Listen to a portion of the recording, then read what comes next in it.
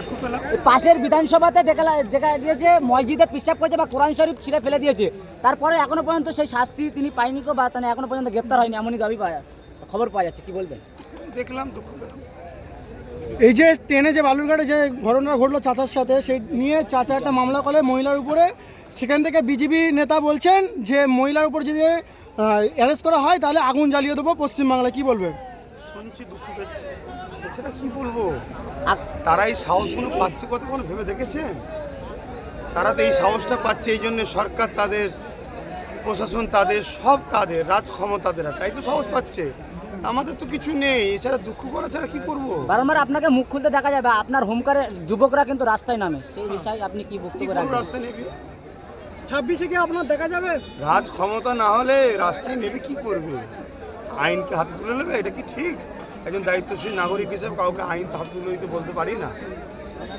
বলছেন যে বড় ভাইজান যদি আমাদের নির্দেশ দেয় আগামী দিন আমরাই রাস্তায় বুঝে নেবো আমাদের অধিকার, কি বলবেন? আপনার দিকে তাকিয়ে আছে তো। আমি একটাই ইঙ্গিত দিয়েছি, আগে রাজশক্তি তৈরি করুন, 26 আইনের রাস্তায় চলতে দেন, প্রশাসনিক ক্ষমতা হাতে নেন, প্রশাসনের দ্বারা এই অসমাজ বিরোধী মানুষগুলোর বিচার করুন।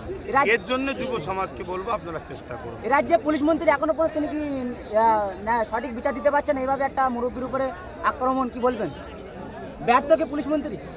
ব্যর্থ তো অনেক আগেই হয়েছে, কিন্তু কথা হচ্ছে মুসলমান নিজের দোষে মার খাচ্ছে কেন?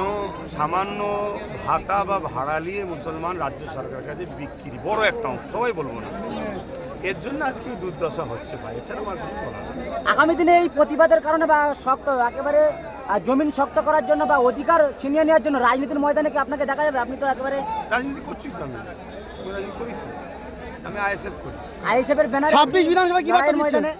মানুষের অধিকারের জন্য যে আইএসএফ দেশের সংবিধানকে বাঁচাবার জন্য, মানুষের অধিকারের জন্য কথা বলা, এটা আমার ধর্মীয় কালচার, এটা আমার ধর্ম শিখিয়েছে। আমি একজন পীর সাহেব বা পীরজাদা যে ভাষায় আপনি ডাকেন, ওটা আমার ধর্ম আমায় শিখিয়েছে। মানুষের অধিকার, মানুষ গরিব মানুষ, মুসলিম মানুষের পাশে দাঁড়াও, দেশকে ভালোবাসো, দেশের সার্বভৌমত্ব নিরাপদে রাখো, এর জন্য তুমি কাজ করো, এটা আমার ধর্মীয় কাজ, আমি করছি তো। বাংলায় যা ঘটছে 26-এ কি বিধানসভা ভোটে আইএসএফের ব্যানারে আপনাকে লড়াইয়ের ময়দান দেখা যাবে বা প্রচারে?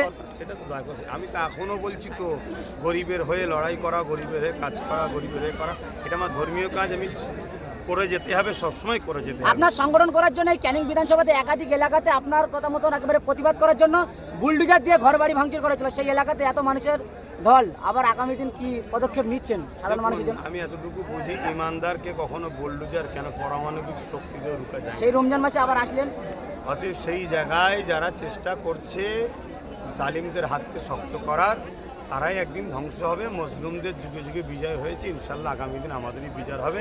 ভালো থাকেন। লাস্ট কোশ্চেন, 26 বিধানসভা নয়, সাধারণ মানুষের কি কথা বলবেন?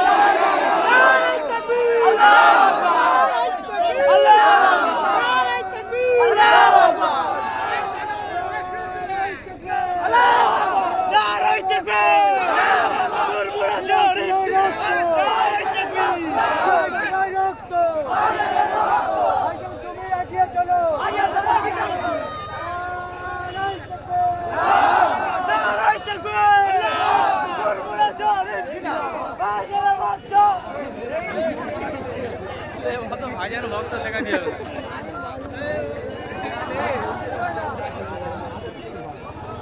বল